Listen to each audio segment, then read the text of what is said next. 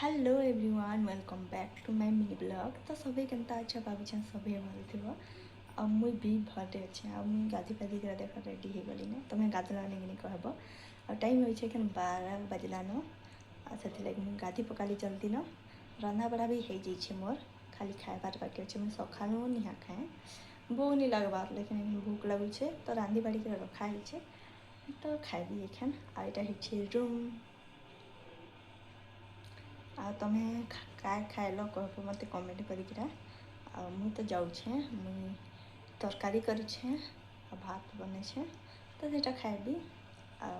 जोर भूख लगला न एखान गाधले मैंने भूख लगला जोर आ